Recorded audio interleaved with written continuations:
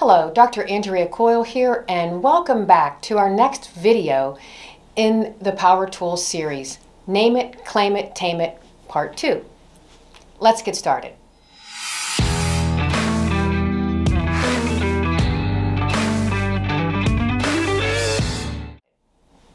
In this video, we're going to talk about the gratitude gap, gratitude as the brain food, and the 3 neurochemicals fueled by gratitude, and how to build your gratitude muscle. Before I walk us through gratitude exercises, I would like to take a few minutes to explain what's called the gratitude gap.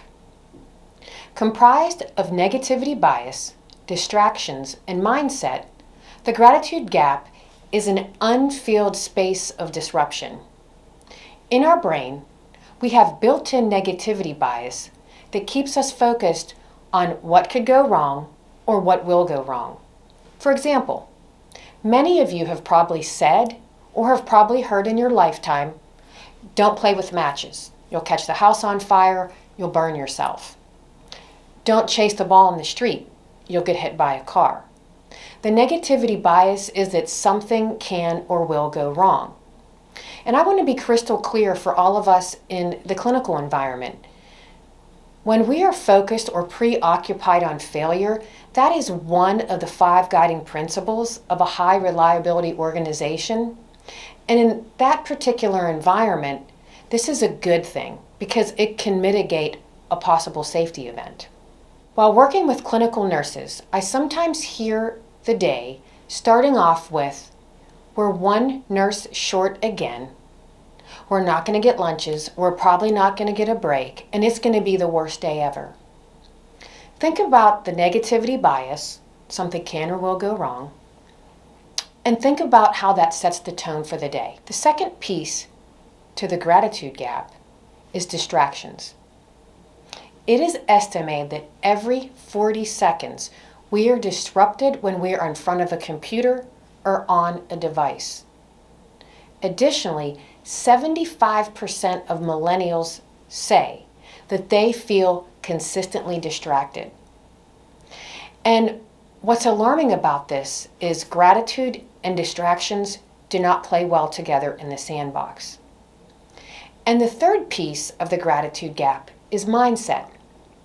A negative mindset makes you feel downtrodden about the world, and psychologists link negative thinking to depression, anxiety, and obsessive-compulsive disorder.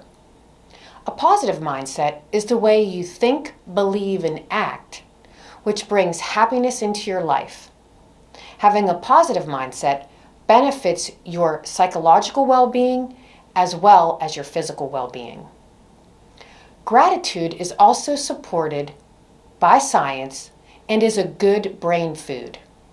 For example, there are several neurochemicals: dopamine, serotonin, and oxytocin.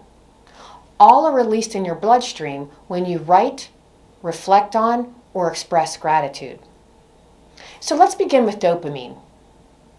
When you express gratitude, dopamine is released in your bloodstream, and it feels good.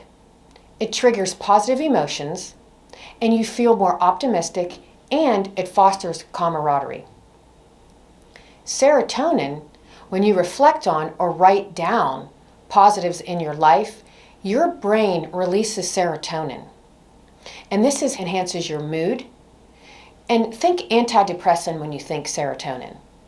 Serotonin also enhances your willpower and motivation. Serotonin has also been called the happy molecule and the leadership chemical. Oxytocin is the last neurochemical that we're going to discuss. Being grateful to those in your life releases oxytocin. It is important in building connections, and oxytocin facilitates prosocial behaviors while inhibiting the stress hormone cortisol. Okay, so you're ready to build your gratitude muscle? I want you to recognize that building your gratitude muscle, much like building your triceps or biceps, is not a one and done. It requires time, it requires commitment, and it requires repetition. Let's go. Exercise 1 through 3. I challenge you to start to notice good things, look for good things, and appreciate good things. Exercises 3 through 6. Come to your senses. As humans, we all have senses. Being able to see, hear, touch, taste, and smell. When you come to your senses, you become present. When you listen for the birds chirping or children laughing or the water running down a waterfall, that's you becoming present. It grounds you and it becomes a way to build resilience. Another way to build resilience is look at all the beauty around you. Again, that grounds you and keeps you present. Go through the motions. I challenge you to smile at people every single day. Say good morning. Hold the door open for someone, but really go through the motions of being grateful. Make a vow. This is an exercise that I adopted last year, and I love this exercise. Each night before I go to bed, I list and say aloud 3 things that happen in the day that I'm grateful for. So tonight, mine might sound like, I'm grateful for my family, and today I'm going to say in my gratitude that I'm really grateful to spend time with each and every one of you. Exercises 6 through 9, reflective journaling. Reflective journaling is actually an evidence-based intervention to build resilience. And my question for you is, which neurochemical is released when you reflectively journal? For those of you who said serotonin, you are correct. It is the happy molecule and the leadership chemical. Ritual of recognition.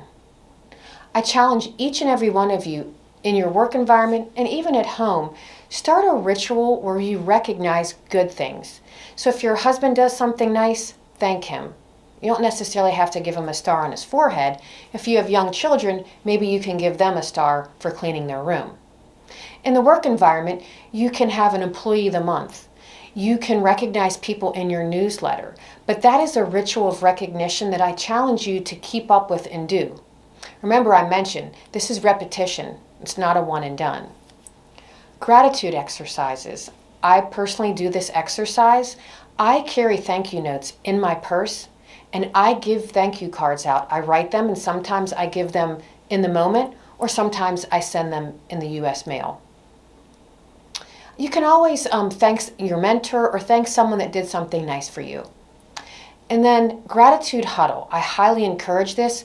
Many of the shared governance units that I work with, when they start their morning brief or their daily huddle, I challenge them to go around the room and have everyone say one thing that they're grateful for. I'm going to end this video on a big thank you. I'm so grateful for each of you, and please join me in our next video.